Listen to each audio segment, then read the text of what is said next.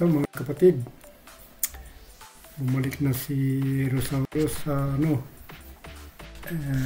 sa trabaho sa office. Welcome.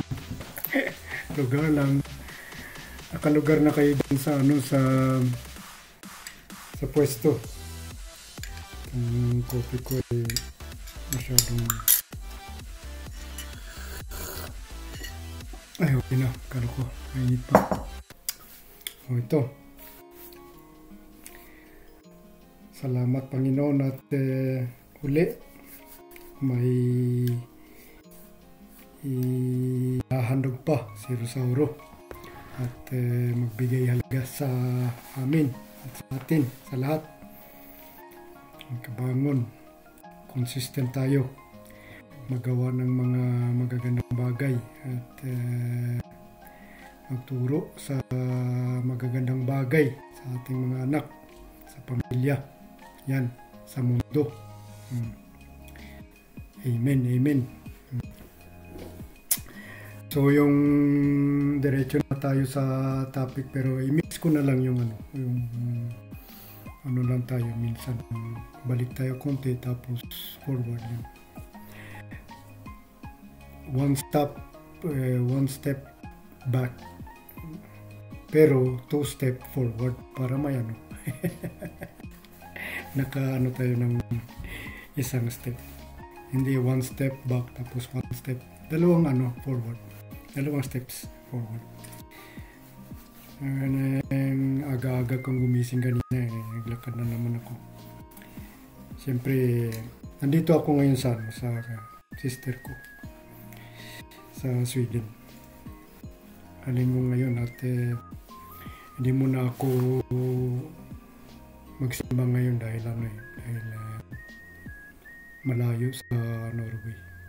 Doon ako sa Saint Olaf Church. Pero ko ng isang skip ko ngayon. Lord, alam mo na.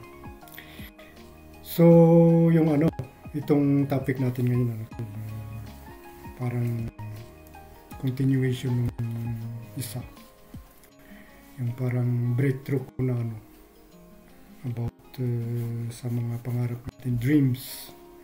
Second part, parang continuation. May idagdag lang ako, syempre, dahil yung sinasabi natin di ba, yung chini-chase natin yung dreams natin, nahabol natin, wag lang nating habulin, huliin din natin. At pag nahuli natin, kasi marami yan di ba, marami tayong mga pangarap sa buhay, iba-ibang pangarap sa buhay. Kaya pag nahuli natin yung natin, yung talagang parang pinili natin na ganyan, tapos yun, yung ito nga pala yung ko, gawan ko na ito ng na-inspire ko ni Rosauro yun sa tamang tamang oras ngayon, tama na ngayon na talaga gagawin ko. Hindi ko na sasabihin na bukas or next week or next month or next year. Sinasabing procrastinate ka, parang yung mamaya na mentality. Mamaya na yan, bukas na yan. Kasi pag sinasabi hindi mo na kaagad ginawa, parang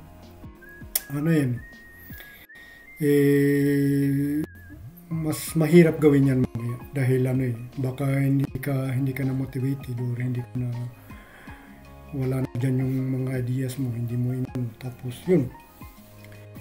So meron kang lakas, ito nga pala, ito gawin ko gawin nating habit. Tapos pag nasanay natin, i-program natin dito, nasanay na yan, nagiging autopilot na yan. Tapos nile-level up mo yan, tapos pinapa-improve, mo yan. Yung sinabi kong raise your standards. Yan yun standards yan Yan dapat yung ko sa yung about sa poor at saka riches, yung mga pagkakaiba. Sa level ng standard natin yan. Yan. Bakit may mas mahirap, may mas mayaman sa level ng standards natin. Kasi hindi natin hindi natin binibigyan ng value yung mga natin. Hindi naman sabihin na hindi tayo kontento sa kontento tayo, pero gawa natin ng mas magandang itong standards ko ngayon. Gawan ko ng mas higher bukas. Bibigyan ko to ng mas magandang halaga. Kayo na makarelate niyan, di ba? Tapos meron pa yung mga example. Maraming example yan. Paano mo mahuli yung pangarap mo, yung pangandoy sa kinabuhi. Paano mo yun mahuli? Meron kang idea. Example lang i-exemplify ko sa inyo. Meron kang idea yan, pwede mo nang sulat mo yan. Gawan mo ng plano, paraan. Sulat mo yan sa araw-araw. Gawan mo yan. Meron akong naisip na ganyan. Tapos, paano ko to, tanungin mo yung sarili mo, paano ko to gawin? Anong kailangan ko? Tanungin, nasa mga tanong yan sa wastong tanong. Diyan mo malalaman kung ano yung next step na gagawin mo para mas malapit ka na sa malapit mo na mahuli yung pangarap mo. Palapit ka na. Tapos yung mga sa motivational pa, yung sinasabing yung sa jungle ba, yung sinasabi ni Eric Thomas, shoutout ako sa iyo, Eric Thomas. Marami din yan sa mga libro, sa mga motivationals. Sabi niya, sa jungle, di ba? May lion. Yan. Tapos may gazelle, yung antelope o ano ba yan, yung hinahunt nila, di ba? Baka ganyan sila gumigising. Para makakain. Itong lion, mga gayang gumigising para mapaplano nila paano nila huliin yung selby yung dreams. Itong metaphorically speaking lang, yung dreams nila. Process lang to sa paano yung dreams nila, parang mabubusog. Ito yung ko ngayon. Plano ko ngayon. Pagkain. So, kung gusto nilang mabusog, yung mindset nila, kailangan naka-beast mode sila. Narinig nyo na yan, ba? Beast yan sila, mga lion.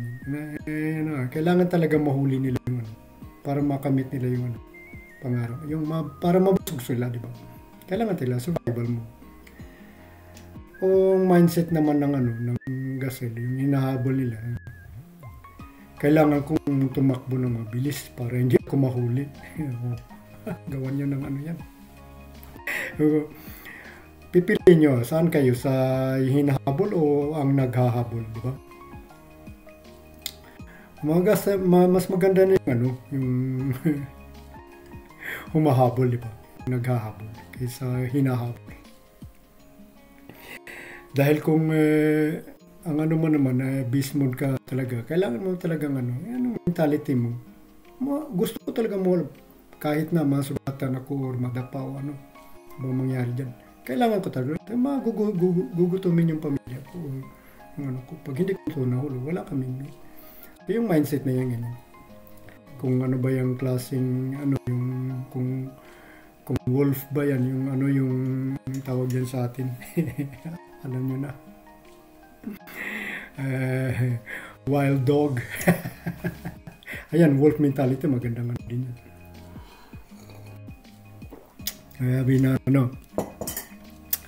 Sabihin ng mga naririnig ko yan sa sa mga motivation ko.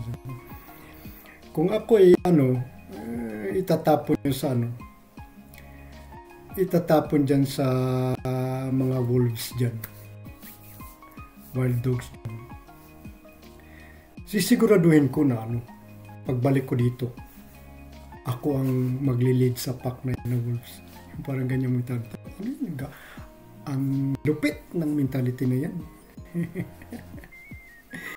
Yan yung yung sasabihin ko na ay chase yung huwag nyo lang habulin, huliin nyo rin yung di ba? Tapos bigyan nyo ng halaga. Yan. Ito gagawin ko talaga araw-araw. Kasi mabilis tayong karamihan sa atin mabilis mag-give up. Tapos hanggang dyan lang.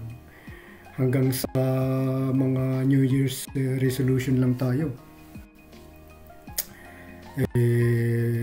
Tapos may sinasabing first month ang galing. Talaga nagji-gym na tayo tapos nagpapaliit ng katawan o papagaan ng katawan o nagpapa-sexy o ba yan. Pagka ng February o palapit na yung Febrero tsaka parang tinatamad na. Yan, araw-araw dapat yan. Hindi lang sa resolution, New Year's resolution o yung mga promise natin na madaling Huwag na lang kayo mag-promise kung ganun.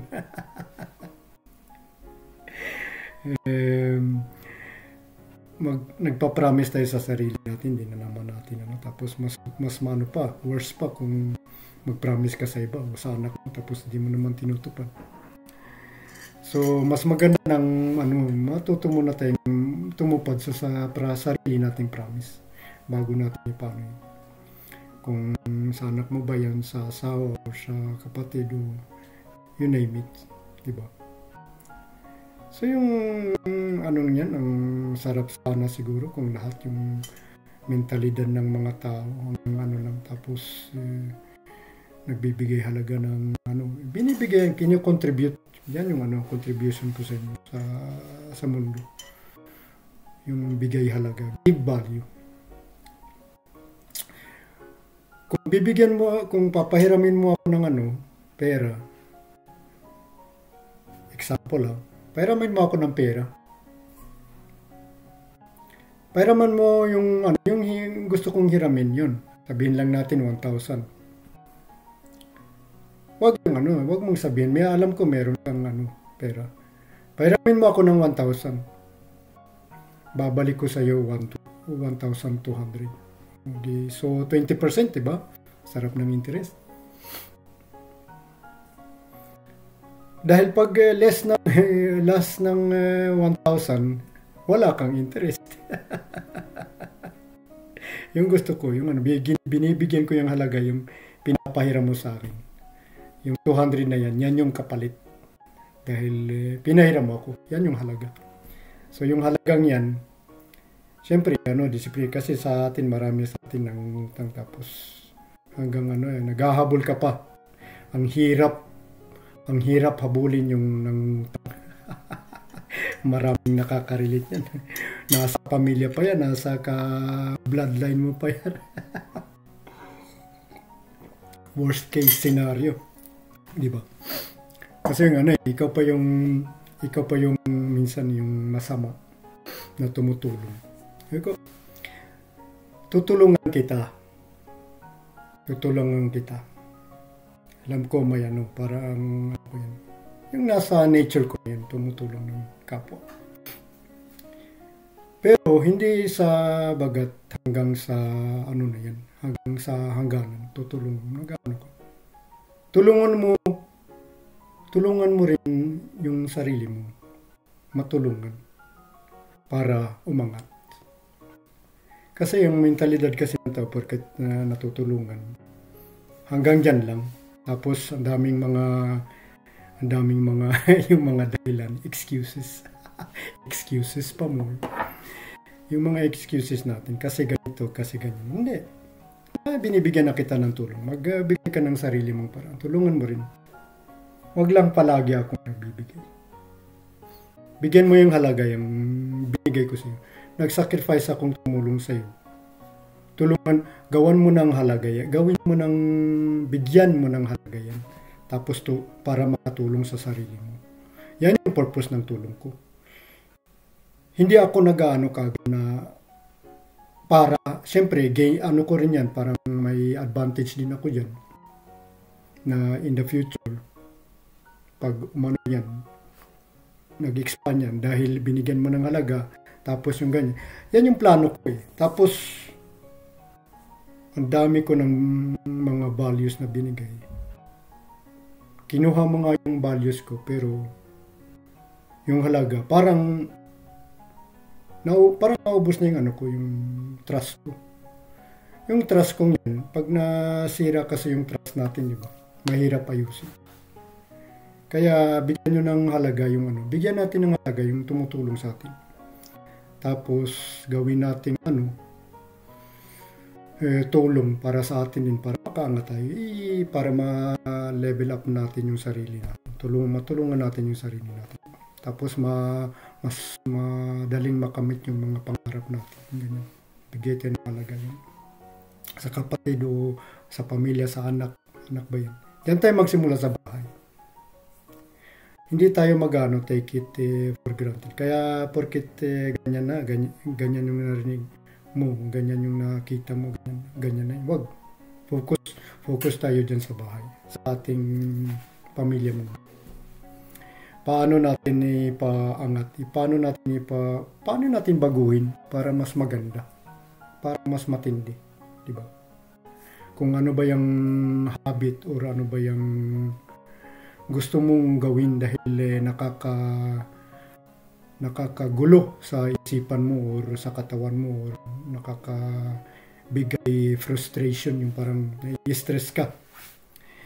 Nai-stress tayo, 'di ba, sa maraming mga bagay. Maraming mga bagay nag-iistorbo sa isipan natin. Diba? Araw-araw 'yan. So paano natin i-embrace yung distraction, tapos gawin natin ng ano. Kung nga pala hindi ko kailangan yun. Focus natin yung mga kailangan natin, prioritize yung sinasabi ko.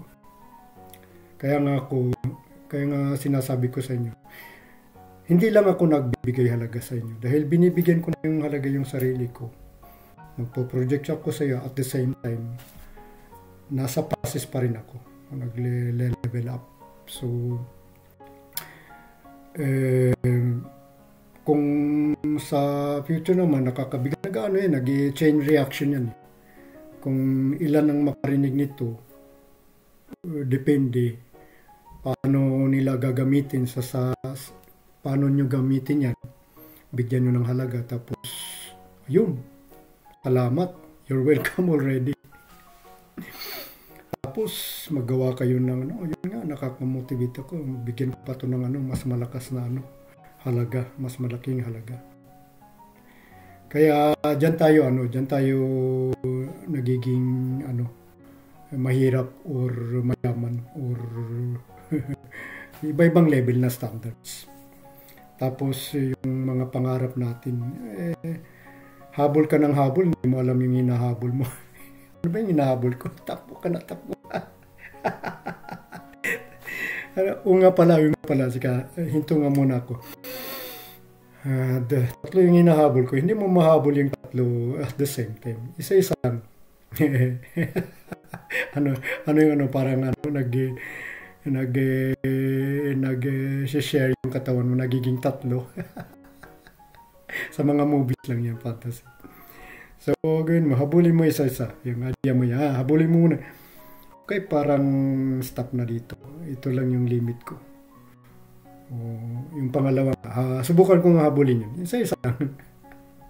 Pero huliin natin. Subukan natin huliin. Yung capture it. Then, make it better. Make it come true. Gawin yung totoo, hindi lang hanggang sa pangarap lang or ganyan. Wish. Para bang nagwi-wish tayo, nagdadasal tayo. Dasal ng dasal araw-araw. Tapos hanggang sa dasal lang, hindi yun. Parang nagwi-wish ka rin na ganito. Tapos wala ka namang kibo, wala ka namang kilos, wala kang gawa. Paano yan? Parang wish nga lang. So kung nagdadasal tayo, may gawa din. Kung meron ba tayong Lord, bigyan mo ako ng lakas ngayon. Lord, salamat dahil napakinggan ko si Rosauro, parang nagbigay ng halaga sa akin. Salamat at merong katulad ni Rosauro. Ayan. Amen to that in the name of Jesus. So, magbigay tayo ng halaga sa anuhan muna natin yung sarili natin. Alagaan natin yung katawan natin, mind, body, and soul, diba? Yung spirit natin. Ito yung temple to ng natin, spirit. Kaya, repetition lang to eh. Sabi ko, temple to. Kung gawin nyo ba yung temple ng ng espiritu, alagaan natin, respetuhin na, self-respect yan eh, self-love yan. Alagaan natin. Para mas may magandang blessing na dumadating. Sumasaya yung heavens. Maganda yan. Magandang bagay yan, Rosauro. Teka nga, kukuhanin ko yung army ko. Kikidnapin ka namin. Wag muna, Lord. Nag-order na ako ng spaceship eh. Baka sakay muna ako dun. Punta ako ng ibang planeta, bibisita. Joke lang. Pero alam niyo na, di ba? I-chase natin yung natin. Huliin din natin yung hindi lang hanggang sa wish. Gawa tayo, tapos bigyan natin ng yan. Gumawa tayo araw-araw yan. Tapos konti-konti. Yan. Sabihin niyo sa sarili niyo, ang galing ko. May nagawa akong mabuti ngayon. Dahil binigyan ako ng halaga. Binigyan ako ng advice ni Rosauro sa kanyang derivation at saka university. Tapos yun, yung nagbabibrate yan. Tapos, parang may kulang to. Magano kayo ng musika, gagawa kayo ng gawain. Yan, kung sasayaw ba kayo, on the way. Huwag masyadong sobrahin. Huwag kayong sumaya sa gitna ng daan. Delikado. So, mga kapatid, hanggang dyan lang muna. Yan yung repetition doon. Huwag nating hintayin. Huwag nating mamaya. Huwag nating mamaya na. Yan. Mas gaganda ng ngayon na. Ngayon. Tapos, mamaya ka na magpahinga. Yung may nagawa ka na. Deserve mo yung pahinga. Tapos ang sarap ng pakiramdam nun. So, i-relate nyo yan sa totoong buhay. Hindi lang yun. Dahil ginagawa ko na yan. Sabay tayo magawa yan. Tapos, forward nyo yan sa iba. Yan. Kapitbahay nyo ba or sino may kailangan nyo. Smile. Mag-smile pa tayo ng more. Hindi lang palaging masama yung loob. Huwag niyong pasamayin yung loob niyo. Mabigat yan. Mas mabigat yan kaysa pag-aanin natin mga kalooban natin, tapos mag-smile, tapos magbigay halaga. Tapos disiplina. Yung mga ganyan bagay. Lahat nasabi ko na lahat. Repetition lang to. Tapos nagbibigay ako ng mga example para mas maintindihan ninyo. Bumalik tayo dyan sa bahay. Kung nga pala meron akong gustong gawin dito or sa workplace natin, sa trabahoan, yun, sa mga tauhan natin, kung ikaw ay leader or ganyan, diba? Sa grupo, gawa natin ng para itong mga values talaga yan. Wala yan sa hindi yan mas maganda ng magbigay ka ng value kaysa panay natin iniisip yung pera. Yung pera, kailangan natin. Yan yung parang painful. Nasabi ko na yan, painful necessity. Pero kailangan yung pera talaga.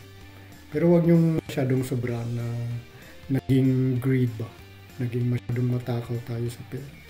Masyadong madamot or masyadong ganyan. Dahil ganito, ganyan. Ang dami, hindi natin madadala yung pera sa libingan. Pwede gawin yung gold, yung kabaong gawin mong gold, pero madala mo yan, pero sa anong halaga? di ba? Mas maganda nang dalhin nyo yung yung halaga ng nagawa ninyo para bang naging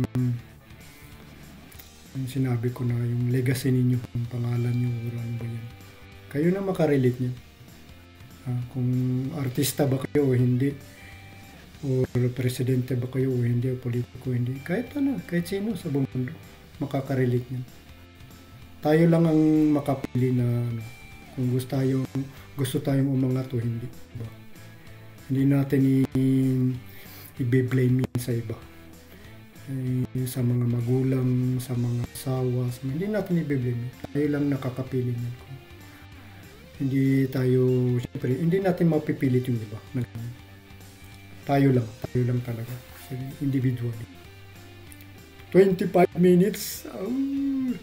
Okay, edit ko pa to. Salamat, thank you at nakadinig uli kayo. Tandaan nyo yung second part to sa Don't Die With Your Dreams. Totoo yan, huwag natin yan. Huwag tayo maghintay hanggang sa dumating na tayo sa malapit sa regret. Yung regret, hindi tayo dadating dyan. Thank you. God bless and Godspeed. Magawa, magbigay halaga. University out, Jervation Bragat, mga kapatid.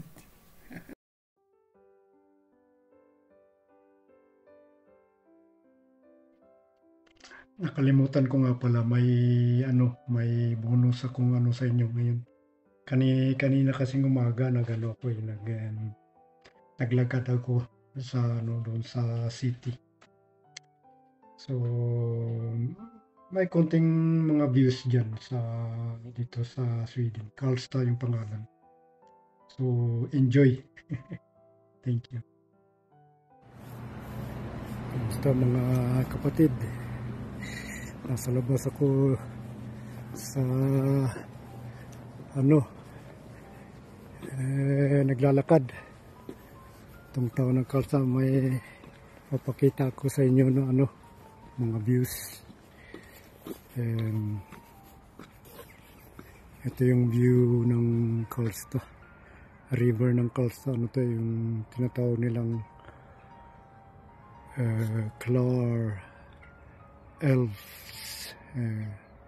Klara River.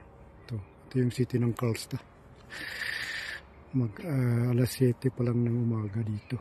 So still waters. Ito yung parang museum dito. Mga lang naman dito, mga 100,000 approximately yung nakatira. Malit lang na city pero ito yung nilalakaran ko. Mag-iisang oras na ako naglalakad.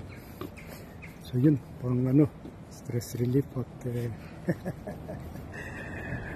pagdating ng mamaya sa bahay, may topic tayo. So include ko na lang to sa natin, sa introduction natin. Yung mga boss, lakad lang muna ako. Pass lang kayo. Pass muna ako dyan sa sakay. Thank you. Hindi lang kayo dyan sa autumn. Lamig-lamig na. Wala nang mga dahon yung yung mga kahoy. Tapos ang ganda ng tingnan.